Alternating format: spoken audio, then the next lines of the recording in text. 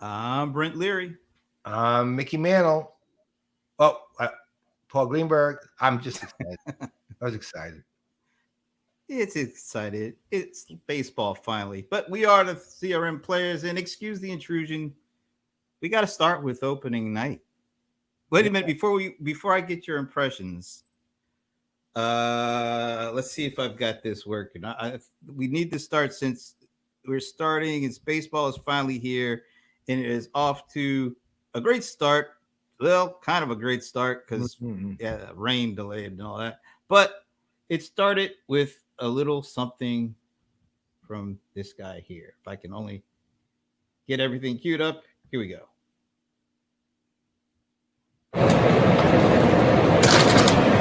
Uh-oh. Oh, uh-oh. Oh, uh-oh. Oh, uh-oh. Oh, uh-oh. Oh, That wasn't good. oh my God. I'm just glad he's a way better epidemiologist than he is baseball player. That's all I can. Thank goodness for If that. if he was literally that as an epidemiologist, we'd all be doomed. Oh, hey, Doctor. Look, he's 79. We gotta Look, give the. now that's a good one. He didn't want anyone to catch it. He socially distanced his first pitch. Yeah, you kept it. That's actually that's a good one. Yeah. Well, I mean, come on. I saw he was doing some kind of Zoom with one of the. I think it was one of the Nats pitchers that opted out of playing this year. And he said, "Hey, don't worry about it because if you throw a bad pitch, there's nobody there to boo you." So I was like, Well, that, and he was right. Listen, sorry, no excuse for that one. But "Hey, he was better than remember the mayor of Cincinnati? yeah, also, what's his name? The rapper who threw it. Oh, 50 Cent. Benz. That was worse than that. They were both worse than 80-year-old Dr. Fauci." Absolutely. And So, Dr. Fauci has a lot more he's been giving than those two ever did too. So well, he's got a lot more on his plate. yeah. Well, but it was funny if you actually watched him like a little more close up right after he was done with the pitch. He was so embarrassed, and you could see it too. It's like he threw his hands up, and it was like, you have to watch it. It's a classic expression of an embarrassed human being. He has nothing to be embarrassed at. No, It's all in good fun. I mean, I thought it was great that I did too. because if anybody need a break from what they're doing, it's definitely him. He needs something that allows him to take his mind off of things, if you know what I mean. Well, I will tell you one thing. Uh, my brother sent me this tweet, like a link to a tweet that Trump said he wants to throw out a pitch at the Yankees game. And I am praying that doesn't happen.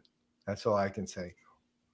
I just, oh my God. We just, you know what? I'm not surprised by that, and we're not going to delve into politics. But why am I not surprised that he wants to throw out, after Dr. Fauci? Exactly.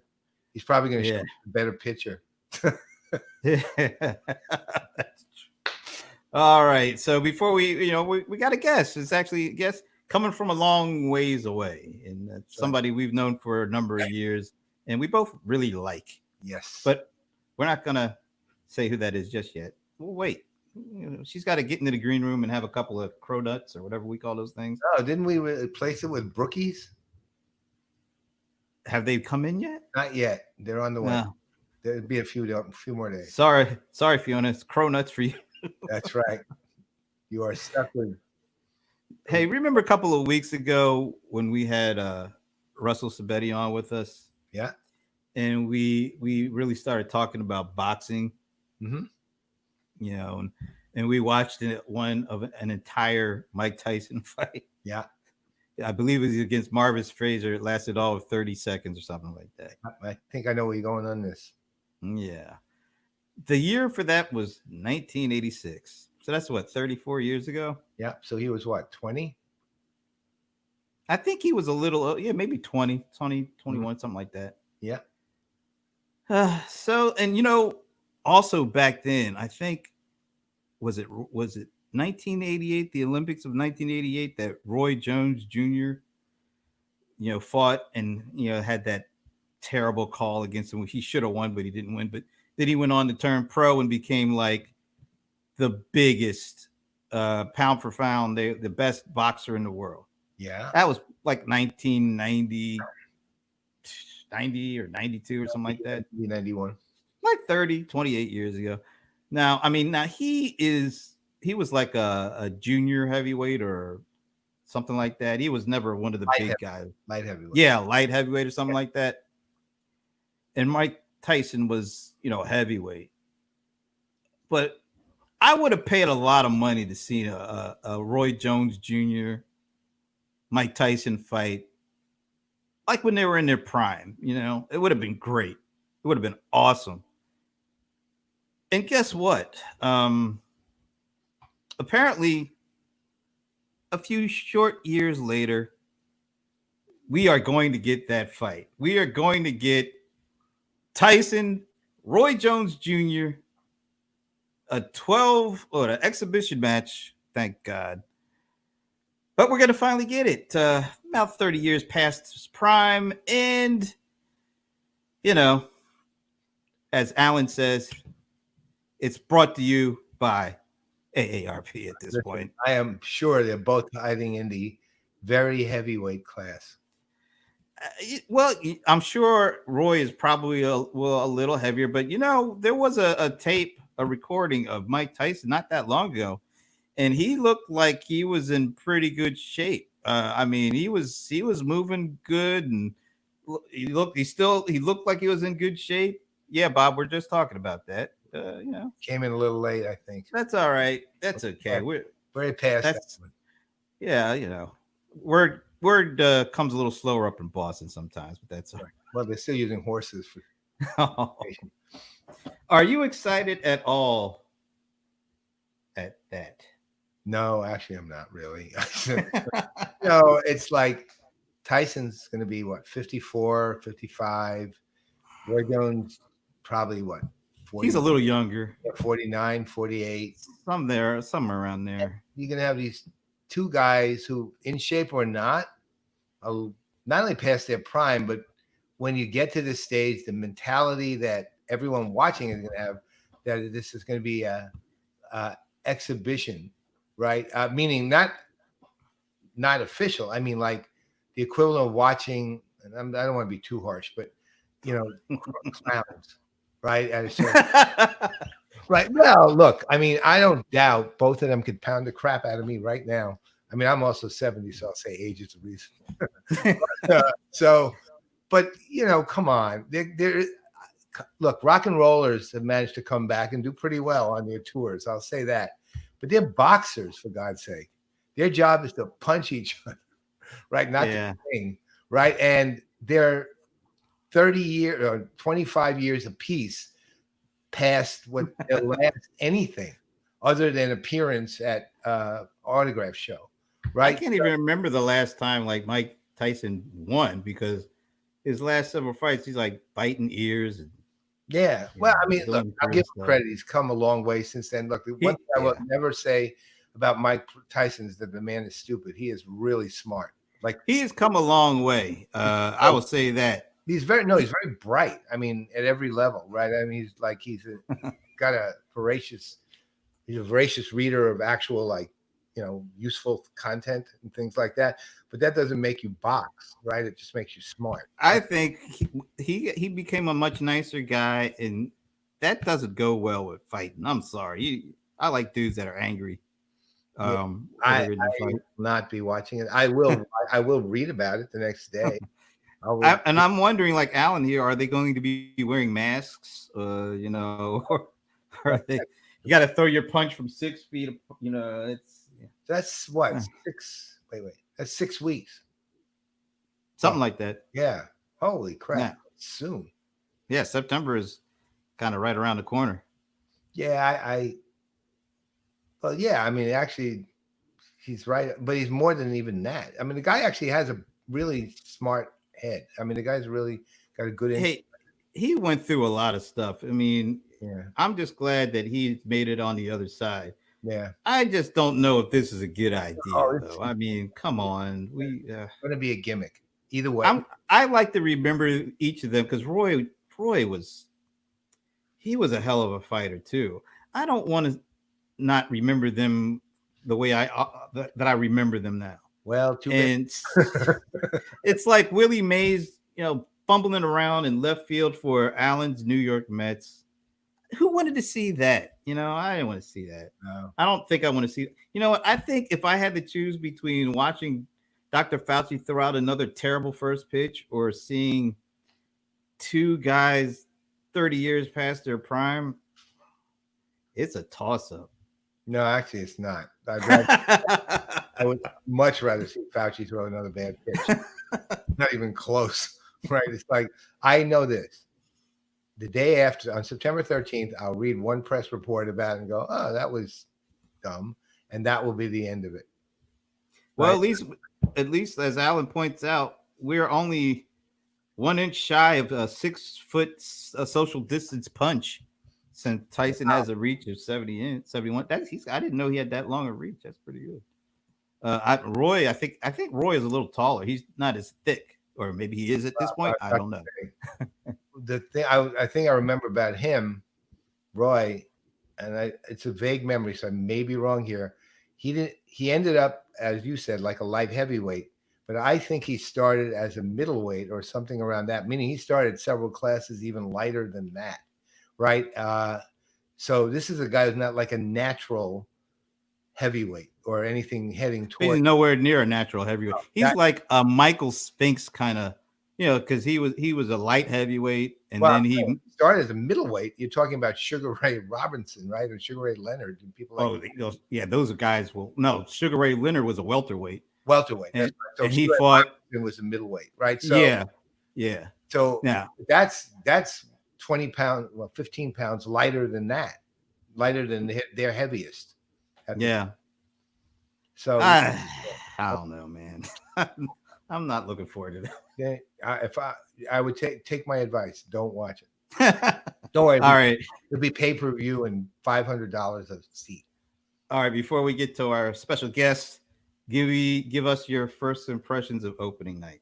Well, look, I mean, it's interesting because we just spent last week talking with Jonathan Becker about all the incredibly innovative things they're doing and how they're thinking about the playoffs and engaging the fans and bringing them in.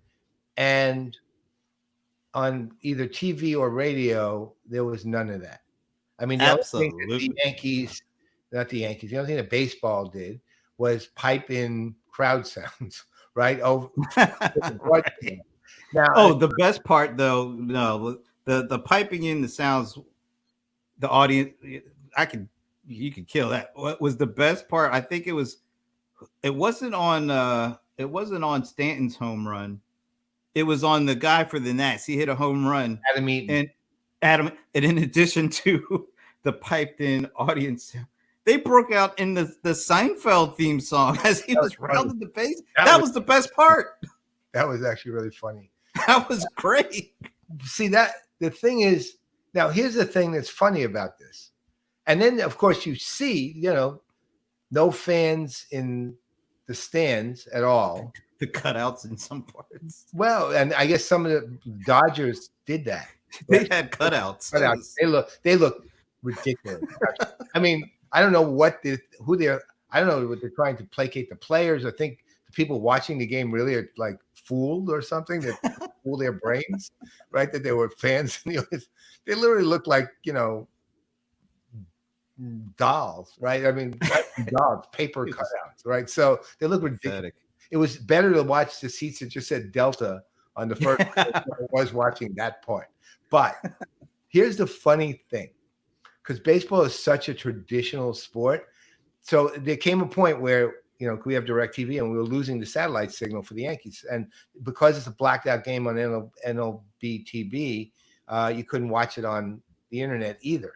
So I went to the radio And the thing is, with the fake, the din in the background, the radio worked perfectly. The thing is that the radio worked.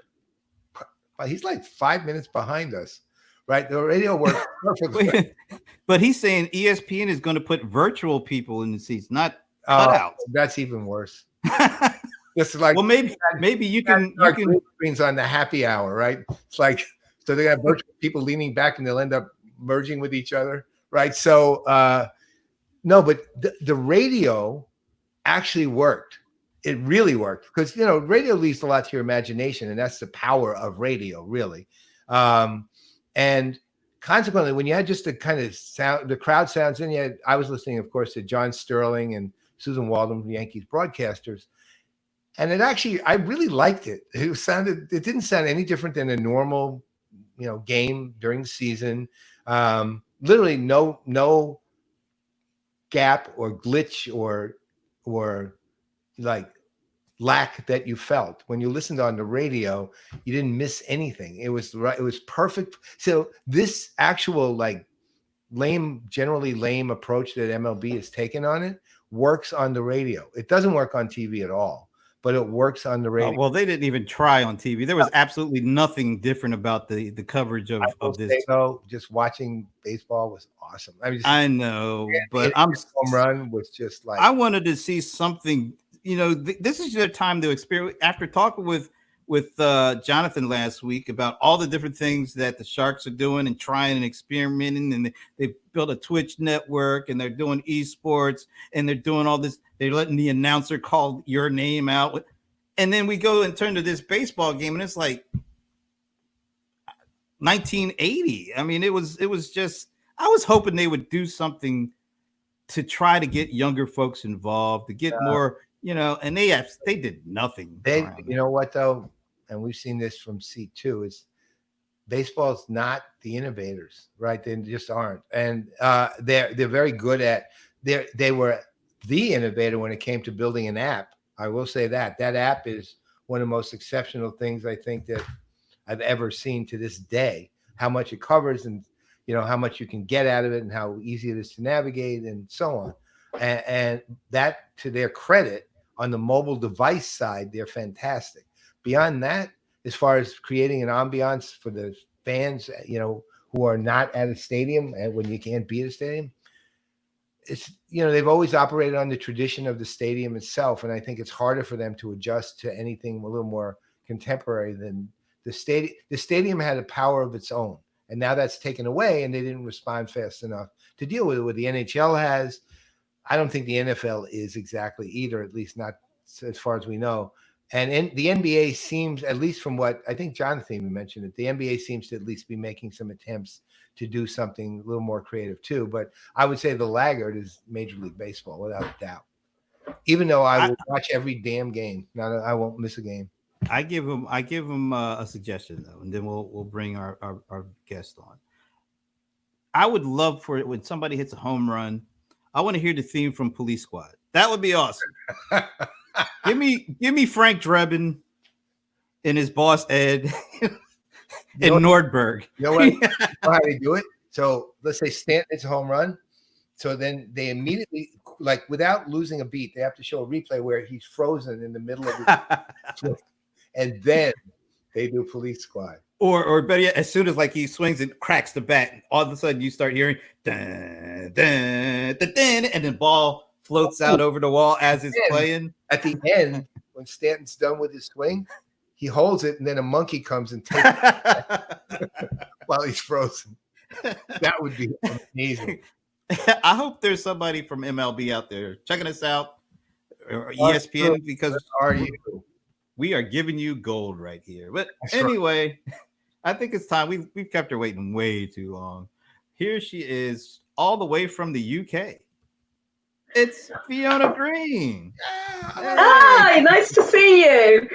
So I spent the last 1 hour swatting up on CRM, and I come into the green room and I hear you talking about monkeys and bats and the three tuneful cheers. Don't forget the cronuts. But by the way, I don't even know what cronuts are. I'm not going near that one. But this is what I have loved about you guys through this ridiculously unparalleled, bizarre, horrible period we've been going through. Every time I've listened in, when I get my ping when Larry is live, you're doing exactly the same thing. You're talking exactly the same way. You're shooting the breeze, blah blah blah, and it's actually been really refreshing. You know, we turn on other streams and everyone's talking COVID, COVID, COVID.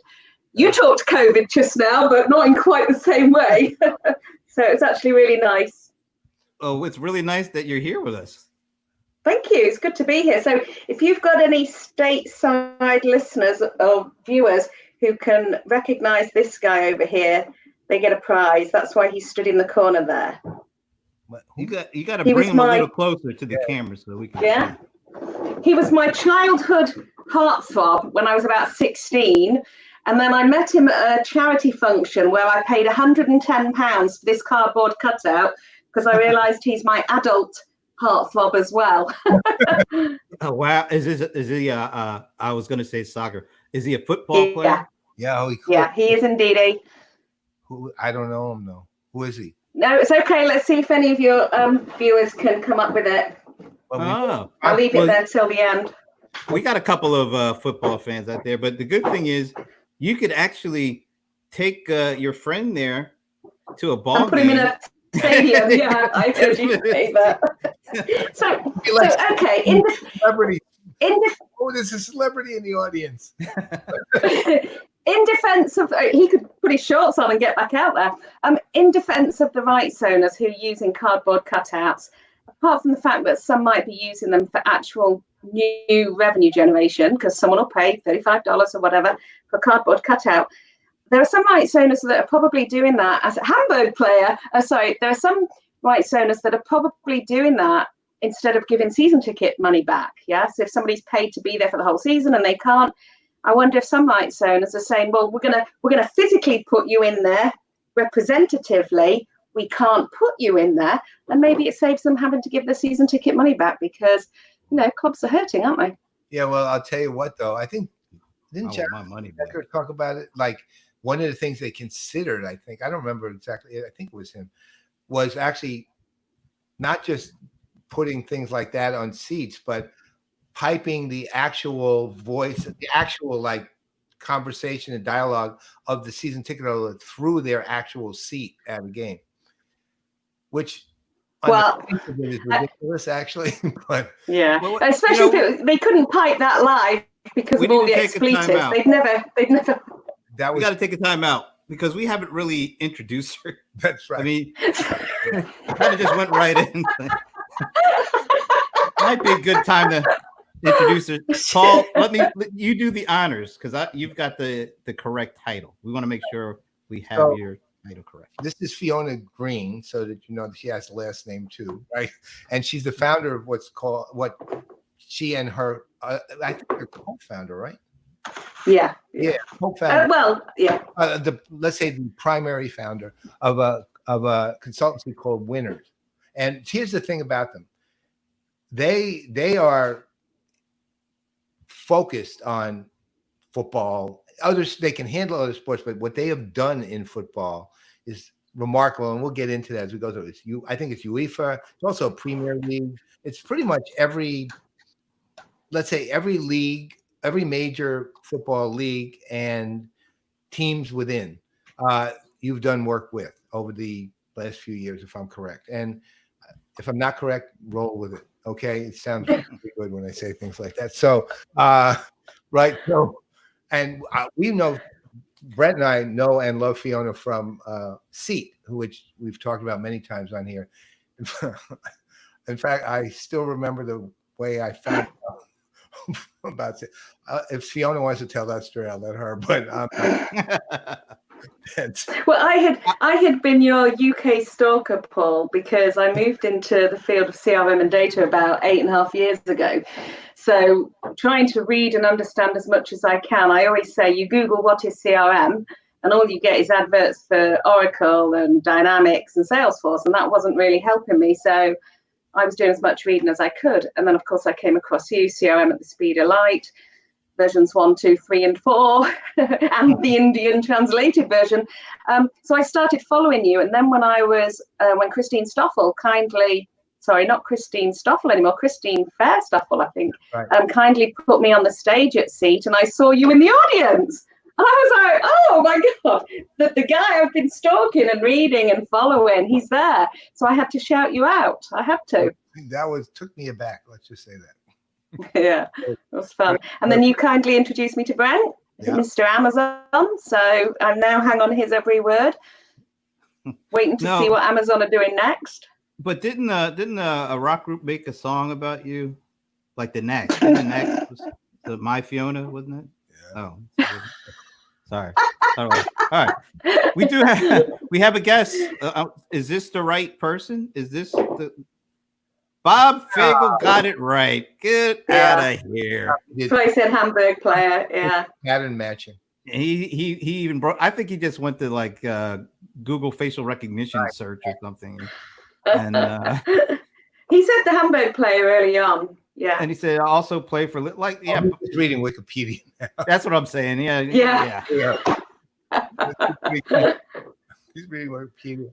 So Fiona, actually, look, the stuff you've done, and by the way, you should please tell the audience, I'm not the only one with a book here. You've got not only a book, but a book that's going into a second edition. Okay, so please tell people about what some of your triumphant work. Yeah. So as I say, I moved into CRM and data about 8.5 years ago, having worked in the commercial side, the business side of sports for previously 22 years, because I started when I was about 7.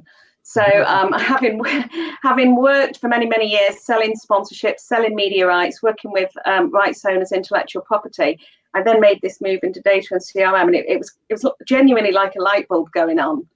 And I remember, it took me a while. It took me many years to really understand, because it is a complex area, isn't it? Come on.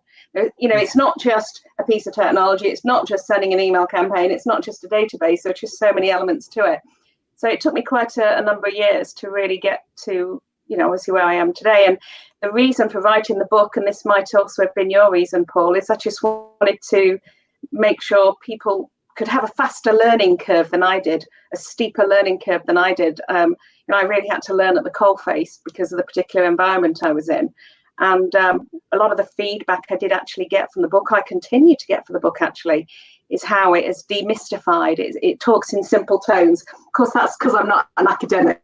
So, I write the way I talk. Yeah, Paul, your ZNet articles, when I read them, I can hear you because you write the way you talk as well. So, yeah, so that's why I ended up writing the book. So the business, we really enjoy what we're doing. We've got some fantastic team members. We work with some great clients. I think what the bit of the CRM and data application that I like the most, because we know that you can sell more tickets, sell more merchandise, blah, blah, blah. But we've done a lot of work in increasing participation. So getting kids to continue playing when it's easier to pick up esports, for example, or to pick up a PlayStation. So getting people, once they've passed perhaps their playing age, to go on to refereeing or coaching, getting volunteers to get out their seats and come and help grow the sport. So I think that's a particular angle of the use of the application of data that I've really enjoyed. Yes, of course, the fan engagement. And also because I spent so many years selling sponsorship, I really love the way we're applying it to supporting sponsorship and generating more money.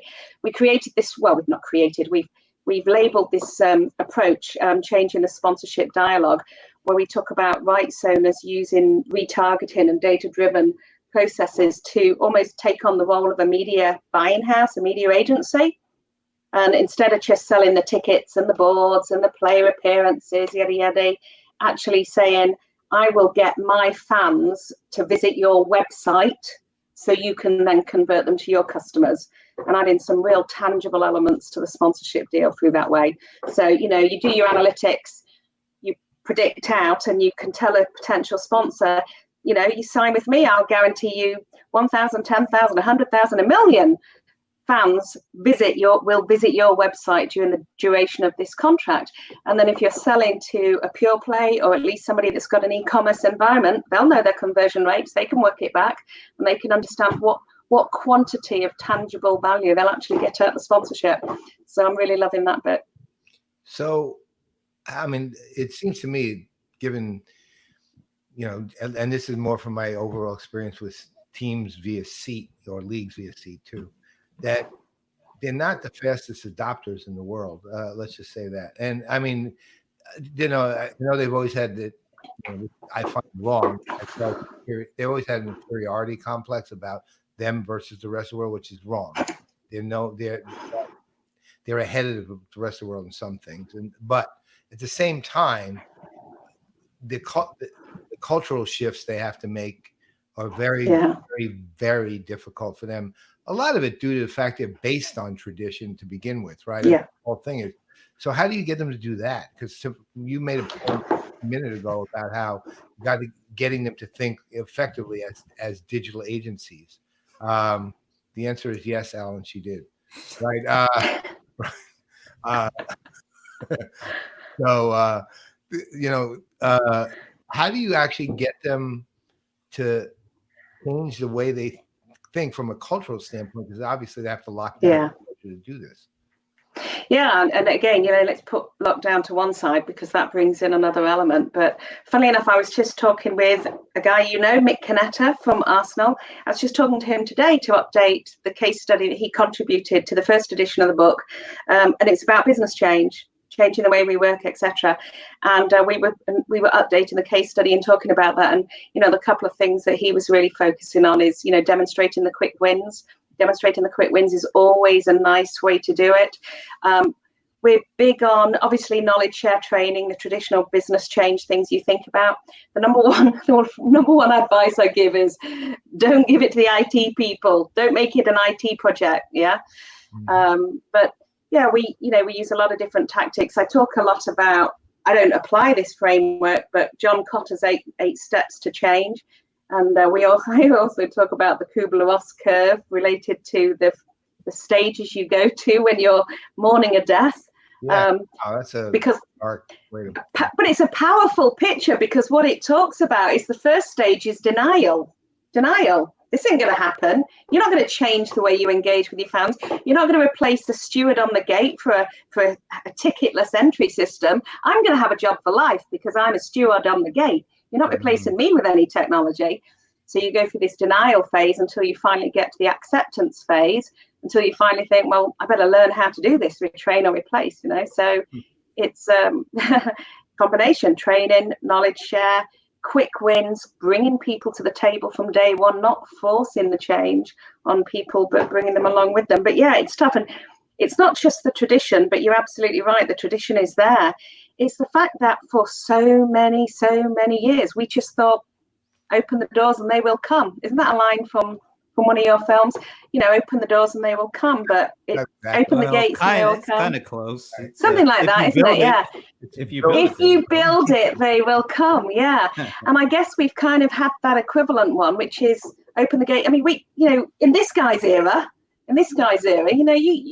it was standing room only it was standing only in the stadiums, and you didn't even have any room to get in there. It was the 1966 World Cup final of 110,000 fans in the stand, so it's only over the last 10-15 years that we've realized actually people have got too much choice these days. Maybe even 20 years, people have got too much choice.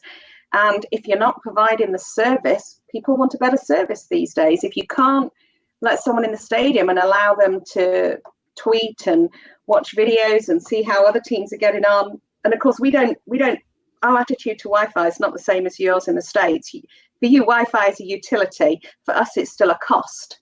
I mean, really, it's crazy. Oh, so we got a question here. Lots of reasons. Bob wants to know, are you happy with the Premier League standings in the Bundesliga? I hope I said. Do you mean, am I happy that Liverpool won? You were just talking about the things that people do in stadium.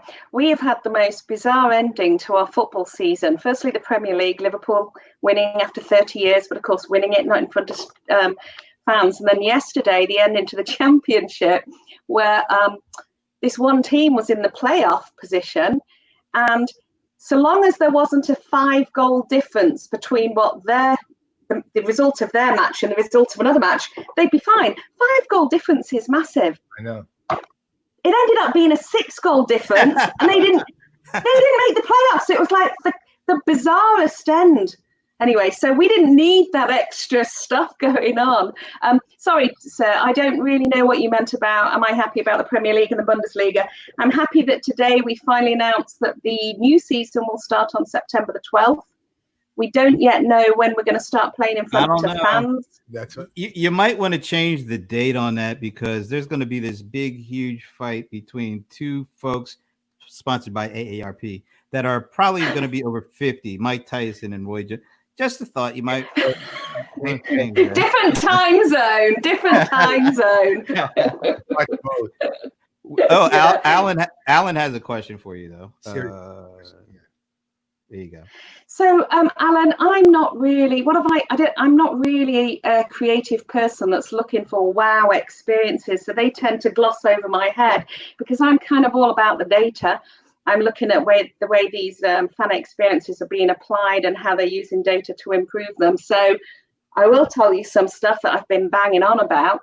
All these few months when we weren't allowed to directly interact with our fans, we weren't allowed to have them in the stadium. We would come up with these digital versions of engagement, brand new apps, brand new concepts, a lot of money thrown at them. My goodness me, the digital media agencies were making a ton, yeah. And I didn't see a lot of evidence of what I call legacy planning. It was almost like an app for today, but not what about tomorrow? And what I mean by that, we're in the field of data collection. And I know this sounds like I'm talking about a 20-year-old principle, but where was the email box to say, I want you to stay in touch with me after I've downloaded this app, or after I've played this game, or after I've enjoyed this wonderful new innovative experience you've created because of COVID? How are you going to stay in touch with me after all of this? So I've seen a lot of that I haven't enjoyed. And of course, we're under GDPR over here. You've got to have that tick box. I mean, you guys have got to have a tick box now as well. But so that's some of the stuff I haven't enjoyed. A rush to get the hottest, sexiest, coolest digital thing out there, but without a lot of thought to, well, what is this doing for us in terms of helping us plan strategically, helping us sustain their interest and sustain this momentum we've generated. So, on a sort of different track, I mean, you've got a successful consultancy, you've got a strong focus area that you've shown you've actually succeeded in. What does the future look like to you from your standpoint of your consultancy, not the general future? Yeah. So again, just talking about the book, because I learned so much as I'm writing this book. I've been learning a lot about how your industries that you work in are so much more advanced in the use of analytics. And I look at what Alibaba's doing, and I look at obviously what Amazon's doing. And I'm not sure that rights owners will ever have that business case, that business need to operate in the same way. Of course, we want to follow the framework, we want to follow the principles. But I do say that I'm not a futurologist, Paul. Yeah, we do great work and things are doing well, but I'm just reframing what the big guys are doing and helping the sports industry understand how to implement it. Now, my son, who, by the way, you very kindly helped think about internship opportunities for him last year. He's actually secured a PhD at Oxford, and he's going. Yeah, thank you. Very proud of him. And he's going deep into the field of machine learning, artificial intelligence. His PhD is sponsored by Google DeepMind. So ask me that question again in a year's time after he's done that, because I might have some clues about the future. But I guess one of my other favorite topics I like talking about is data, the value of data as a corporate asset. So, we still need to nail that one. Are we ever going to put somebody's database onto a bottom line, if somebody's buying a football club, in addition to the players and the stadium and all this, are we able to say database value? So that's an area that I'd love to have more opportunity to explore.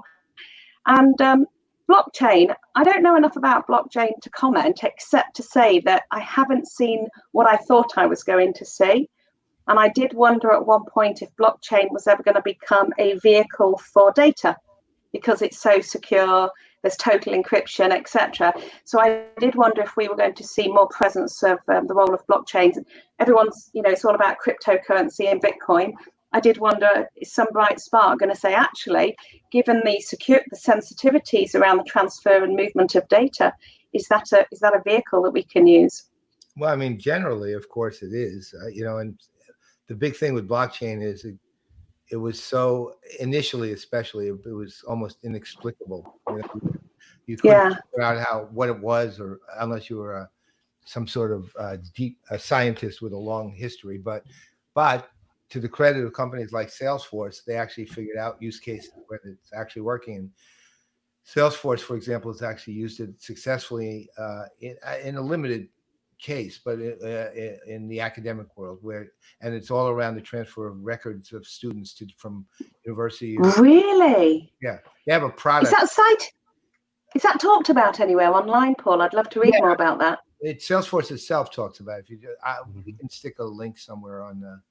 Yeah, I'd love to read up on that, because that was something I was talking about a couple of years ago and was hoping to see more development, and obviously I wasn't tracking Salesforce. I'll take a look at that. The other thing I'm interested in, and I was going to push this one over to you, Brent. So Twitch is taking on the big boys, taking on Facebook Live and YouTube and buying up rights over here in Europe. They've just secured Real Madrid, Juve, Arsenal, and Paris Saint-Germain. Wow. So yeah. So I'm interested to know, I think if you talk about the future in terms of the way those guys are going to come out fighting, and that's fascinating for me. No, you read much about that, Brent? Yeah.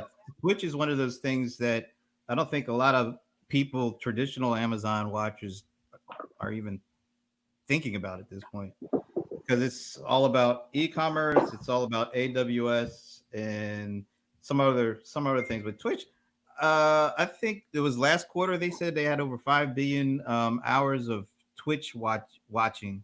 That's yeah. I mean, and that's like deep engagement with these generations that are coming up, millennials and the ones behind them. And what Amazon is, they kind of stumbled into this, because when they first bought Twitch, I think they bought it with something else in mind, and like trying to monetize digital ads in a traditional way, because there's all these kids spending all this time on Twitch. They thought, well, maybe we can just feed some ads to stuff. Didn't work.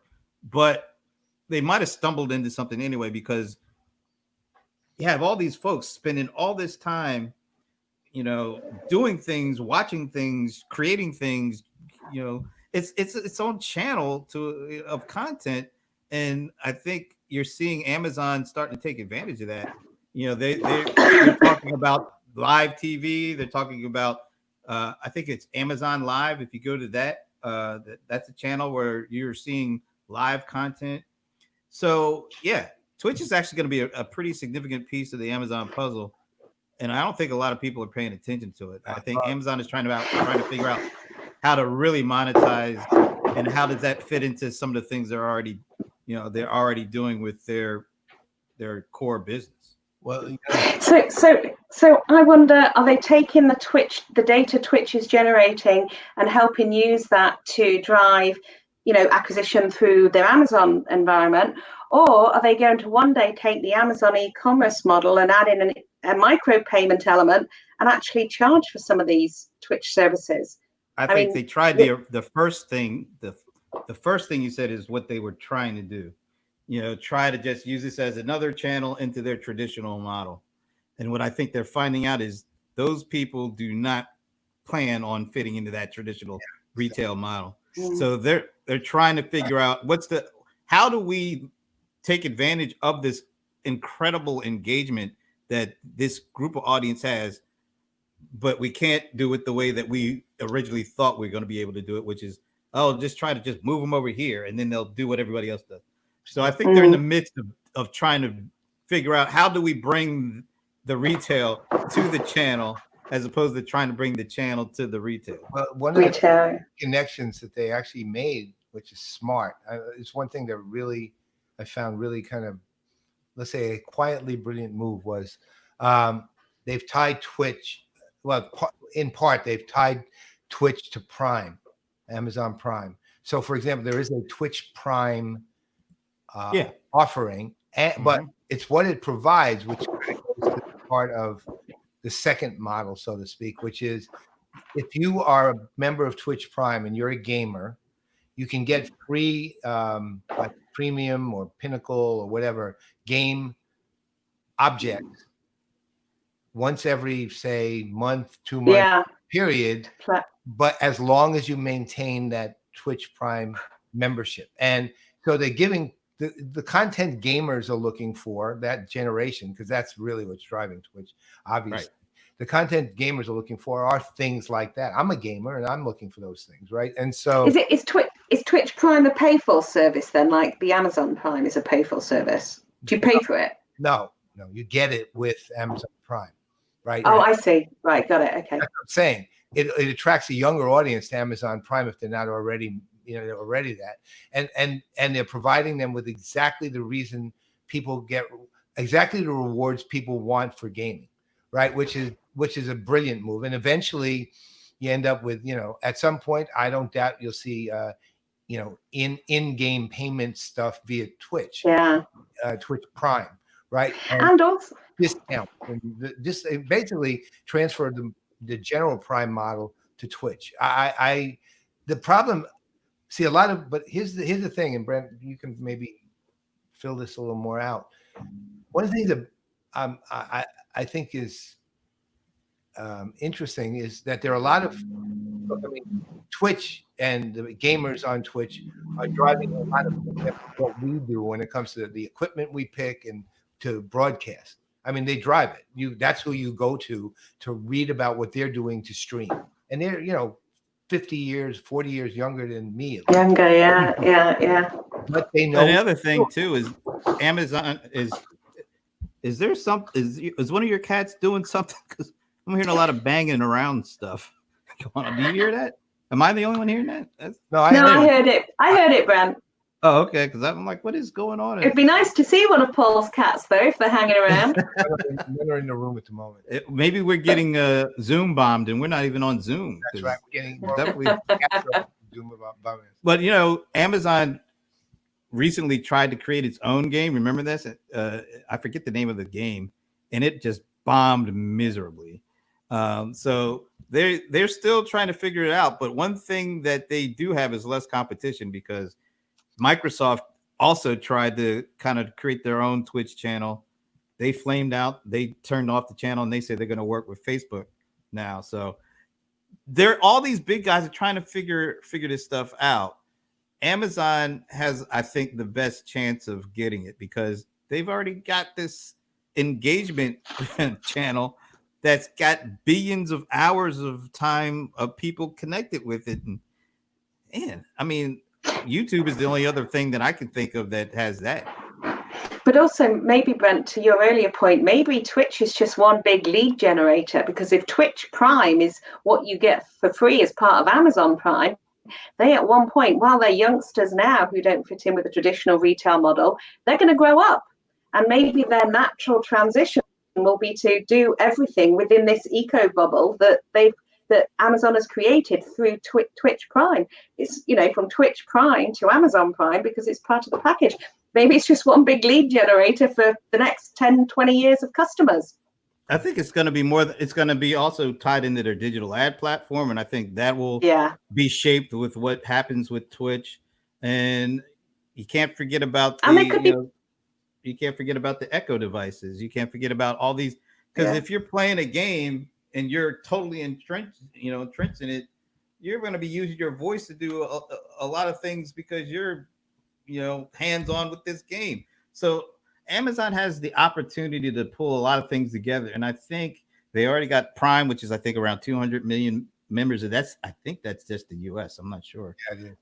And so when you think about that, so that's like 2/3 of the country has an Amazon Prime membership. And they've got and as we've been sheltering in place, where all of us are craving content, we're trying to get it anywhere we can get it. So Amazon has not only Amazon Prime Video, they've got this Twitch thing. They're potentially going to offer some kind of live TV service. So all of these is just what I call the attention economy stuff. Keep these folks, keep their attention long enough. You'll eventually transfer that over to different things that they're going to buy. I swear, it sounds like somebody is moving something. I think Fiona, when she's moving. I just sat back in my chair. So you just talked about the attention economy. I just read an article the other day that talked about the evolution from the attention economy to the passion economy. That it's all about the passion, not just the attention. I'm glad we segued into Amazon because it gave me the opportunity to find out Paul's a gamer. Paul's a gamer. You see that? If you look behind me. You see that chair? Yeah. That's his chair. That's gaming chair. Look at that. Oh my word. Oh my goodness. Brent, do you game with Paul? No, I'm a DJ. I've got my DJ stuff. Right. Are you a DJ? That's 49-inch monitor. The machine there. You can sort of see that silver machine. Ray Gertz, who's the chief product officer of Thunderhead, flew down from Manchester, New Hampshire one weekend of last year, and he and I built that. And I built my own gaming machines for the last 6 years, right? So every 2 years I build a new one. Wow! All right, so Fiona, so you got to tell us, where's your gaming setup? Yeah, I have neither gaming nor DJing. I'm so not cool with you guys. So one thing that has been a bit of a light bulb that's gone on for me since I first met you guys was, and you told me I was wrong, Paul. You told me I was looking at this wrong way anyway, but I used to think that the US sports organizations were way ahead of Europe in terms of the way you use CRM and data. And I used to say, no, it's not that way at all. It's just your perception. So I've always believed that because as a country, you're much more commercially focused than us. Okay, so I've always linked the two. But actually, what I've felt over the last year is, in some ways, we might be a little bit ahead of you because this principle or this approach to call centers that every club has, even college teams have call centers, doing outbound calling for season tickets. We just don't have that culture. So the way we're applying data and digital engagement is to take somebody straight through the sales funnel or whatever it's called, through digital, negating the need to have a salesperson or having a salesperson only in the tiniest number of cases. And I actually think that's more progressive. We've almost leapfrogged over the whole call center principle because we'd never thought to do call centers that, they're expensive. You've got to really generate a return, blah, blah, blah. And we've just focused on trying to do the whole transaction through digital. Whereas I'm wondering if some of your teams will start to think, let's use a customer journey better to get somebody to make a purchase and repurchase and upsell and cross-sell, and we can do away with our call centers or at least slim them down. For that to happen in a extensive way, I mean, individual teams, sure, you got visionaries like Jonathan Becker and others.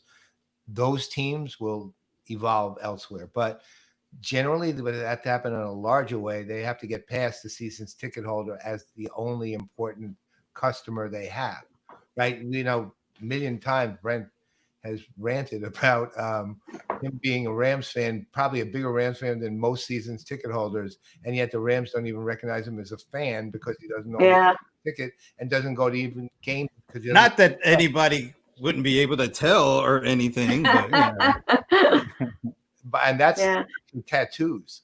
Hey, we got to say goodbye to Alan. He's got to go watch his Mets lose their I don't know how many consecutive opening day. Good luck, Jacob DeGrom. Good luck, man. Jacob DeGrom. He's my favorite Mets pitcher. Oh, and there's good old Bob, our buddy. Why would I want to get recognized by the Rams? I don't understand what that means at all. Do we ever understand what Bob is talking about? I mean, no. This is about the fifth comment he's made that I have no idea what he's talking about. Wow. So can I ask you guys another question? So since we last met, which is quite a few years ago now, GDPR has rained down heavily on the EU, and but also we've seen a lot of moves in America as well with your data protection legislation tightening up. So I remember you talking to me about this when we early doors, Paul, and saying, man, if we ever take the same approach as you guys take, there's going to be a lot of businesses that are screwed. Sorry, am I allowed to say that on air, Brent? But I'm just, believe me, after yesterday, you can say a whole lot worse on our show. That's right. We violated every rule. Luckily, we're not ruled by the FCC, so we're okay. So are you seeing among your US clients, Paul, that, you know, data and legislation and privacy has become a much bigger discussion area over the last few years? Actually, GDPR is what spurred the discussion. It was literally that. It wasn't anything else. The California Privacy, Act is effectively just the after what do you call it? The after, I forget what they call it, something after a wave. The reality is the discussion is not only ongoing, but I'd say companies that even aren't actually tied to the EU in any way have pretty much adopted GDPR level standards for data now. And fascinatingly, with these few exceptions, they've done a pretty good job of it, really. I have to give them a lot more credit than I expected to, because usually these gigantic companies do a terrible job. And it doesn't mean that there aren't, I'm sure anyone watching or listening later will argue with me about that. But the reality is I've seen a lot less fines and flack and problems, and a lot more substantial discussion and adherence and execution than I expected to. And I'm sort of glad to see it.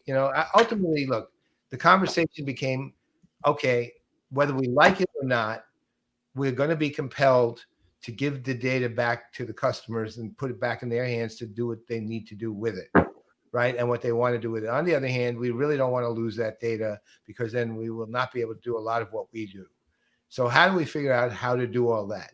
And companies have figured that out, a lot of them. I mean, actually, one of the companies on the technical side, the technology side, that did, I thought, a surprisingly, well, not that surprisingly given it, but did a great job with that. It was SAP. I mean, when they acquired Gigya, Gigya had 1.2 billion verified, certified social identities, right? Customer identities.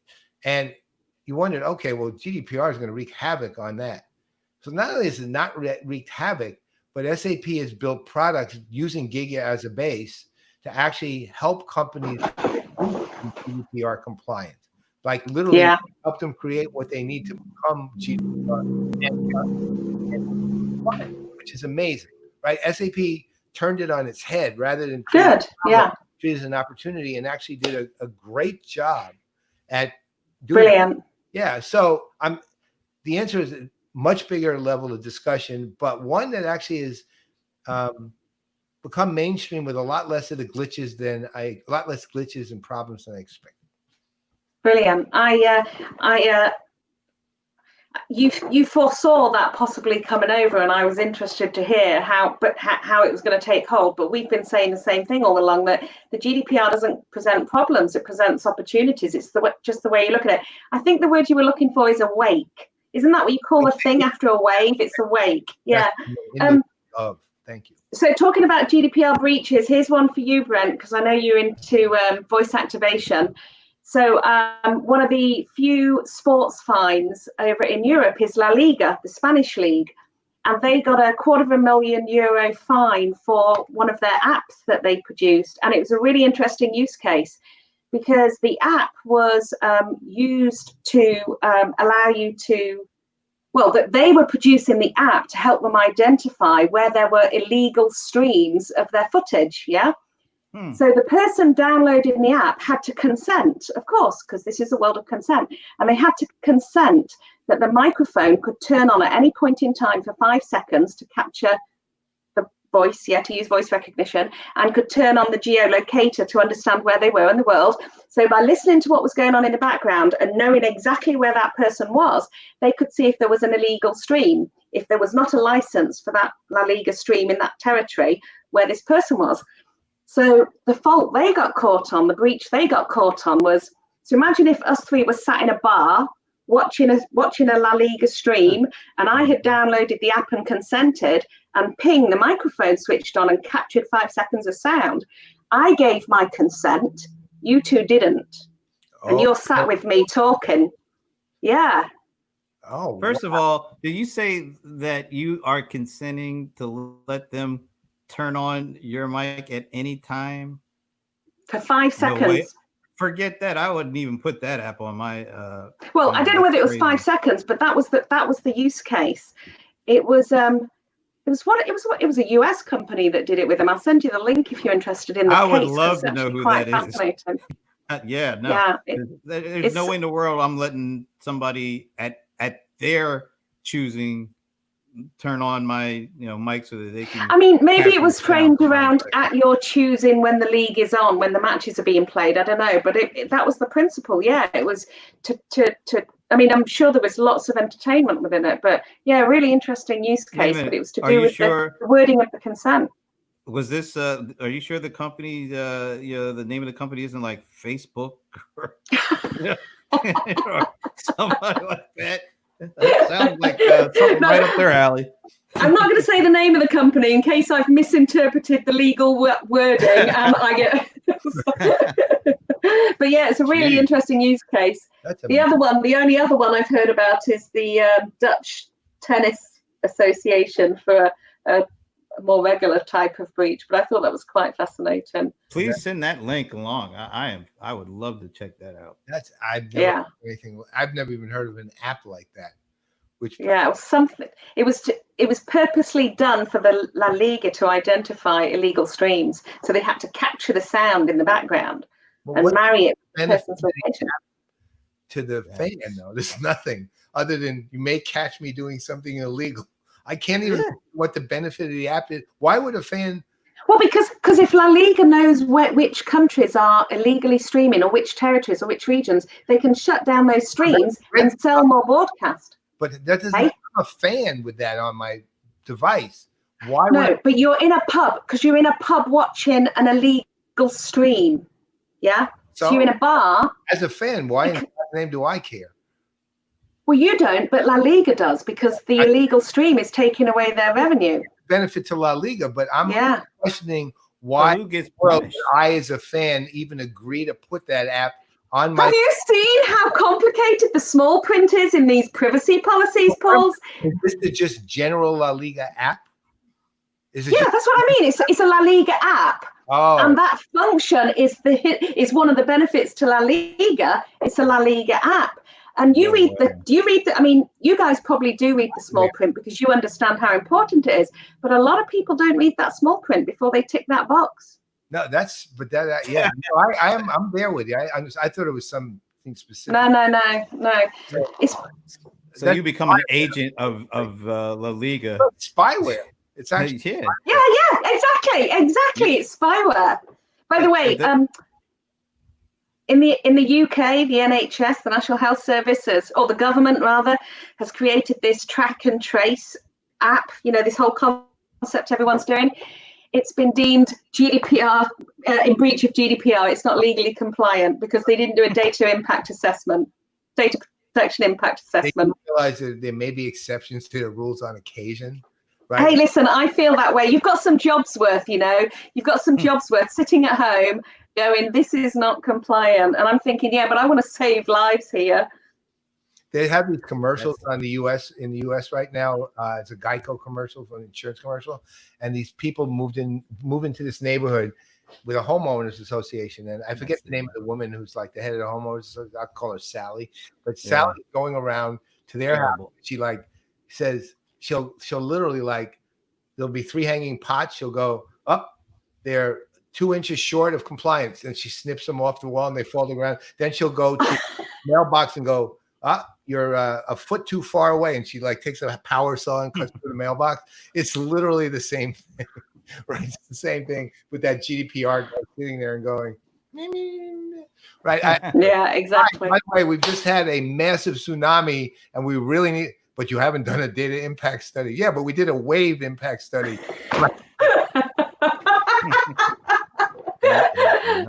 Oh man.